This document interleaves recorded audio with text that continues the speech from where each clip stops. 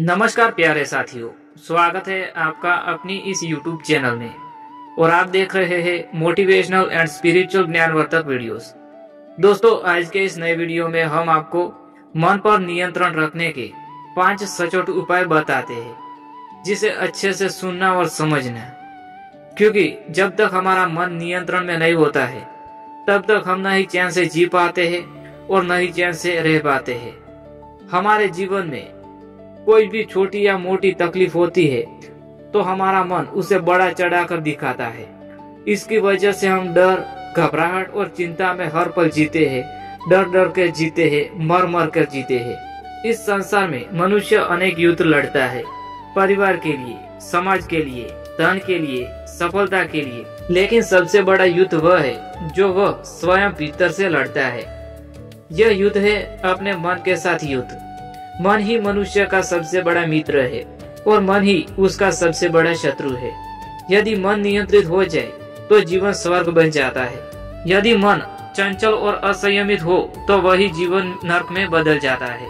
भगवान श्री कृष्ण ने अर्जुन से कुरुक्षेत्र के युद्ध में कहा था, मनुष्य को अपने मन के द्वारा स्वयं को ऊपर उठाना चाहिए और कभी अपने को नीचा नहीं गिराना चाहिए। मनुष्य का मन ही उसका मित्र है और उसका मन ही उसका शत्रु है। गीता अध्याय 6 में श्लोक 5 में ऐसा श्री कृष्ण ने अर्जुन से कहा था।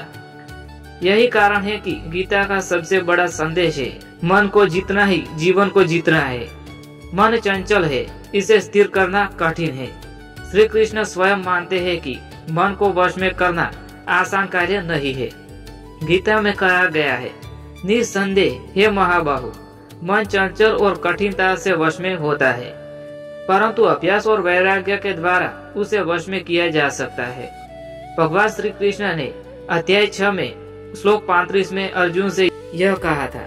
तो प्रश्न यह है कि मन को नियंत्रित कैसे किया जाए? कौन से हैं ऐसे उपाय जो वास्तव में काम करते हैं, जिनसे जीवन में परिवर्तन आए और मन पर विजय पाई जा सके? आइए हम गीता और श्री कृष्ण के वचनों से इन गारंटीड उपायों को समझते हैं। सबसे पहले हमें यह जानना होगा कि मन क्यों भटकता है। मनुष्य का मन हमेशा इंद्रियों के पीछे भागता है। आंखें रूप देखना चाहती है, कान मधुर ध्वनि सुनना चाहते हैं, जीभ स्वाद चाहती है और इंद्रियां सुख की ओर खोज में दौड़ती रहती है।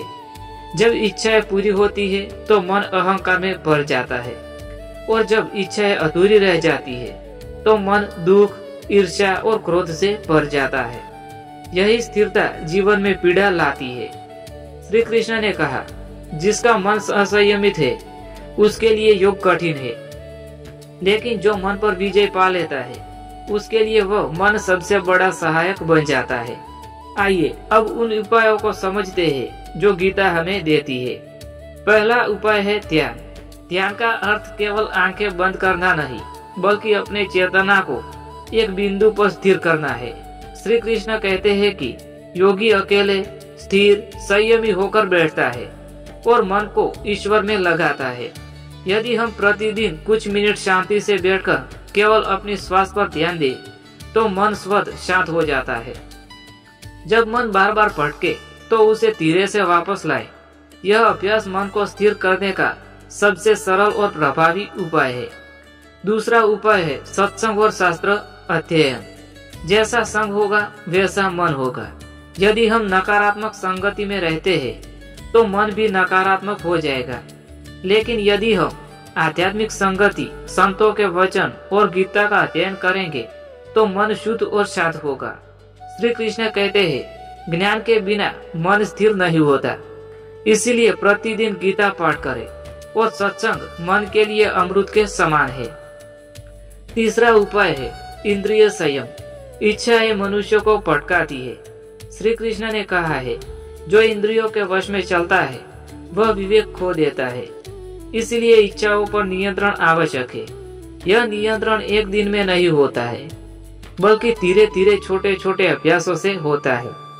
जैसे भोजन में संयम, वाणी में संयम, समय का संयम।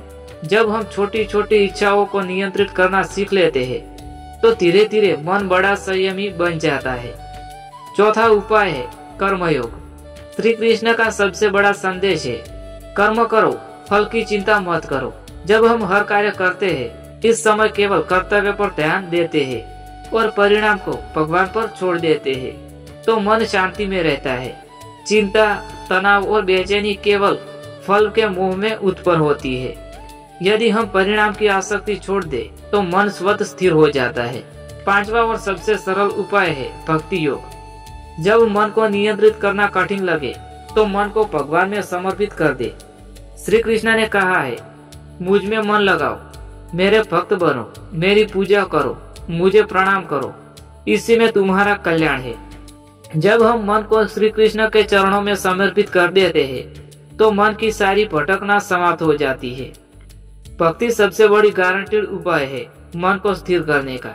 अब यदि इन पांचों उपायों को नियमित रूप से अपनाया जाए तो मन पर नियंत्रण निश्चित है। ध्यान मन को स्थिर करता है, सत्संग मन को पवित्र करता है, इंद्रिय संयम मन को मजबूत बनाता है, कर्म योग मन को निक्षिप्त बनाता है और भक्ति योग मन को आनंद से भर देता है। आधुनिक जीवन में भी ये उपाय उतने ही प्रभावी है।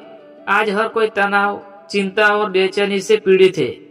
हर कोई क्रोध, ईर्ष्या और नकारात्मक विचारों से घिरा है। लेकिन यदि इन उपायों को अपनाया जाए तो तनाव दूर होगा, क्रोध शांत होगा, आत्मविश्वास बढ़ेगा और जीवन में शांति का अनुभव होगा। श्री कृष्ण ने गीता में स्पष्ट कहा है, मनुष्य का सबसे बड़ा मित्र उसका नियंत्रित मन है और सबसे बड़ा शत्रु उसका असंयमित मन है। इसलिए हमें यह निश्चय करना चाहिए कि हम अपने मन को वश में करेंगे। मन पर विजय पाना कठिन है लेकिन असंभव नहीं है।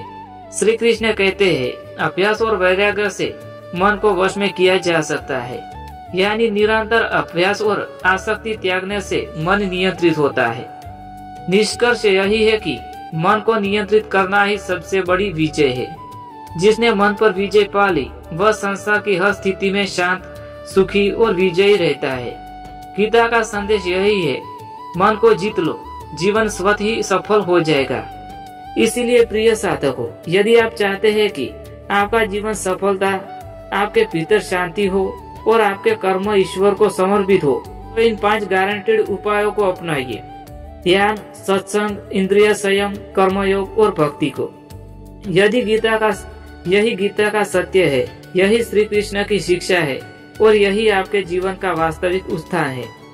दोस्तों, इसी के साथ यह ज्ञानवर्धक वीडियो यहाँ समाप्त होता है। मैं उम्मीद करता हूँ कि आपको पसंद आया होगा। अगर पसंद आया हो तो वीडियो को लाइक करें, शेयर करें और चैनल को सब्सक्राइब करना ना भूलें। मिलते हैं किसी और वीडियो के साथ, तब तक के लिए जय श्री कृष्णा, जय श्री महाकाली माँ, जय श्री सती माँ।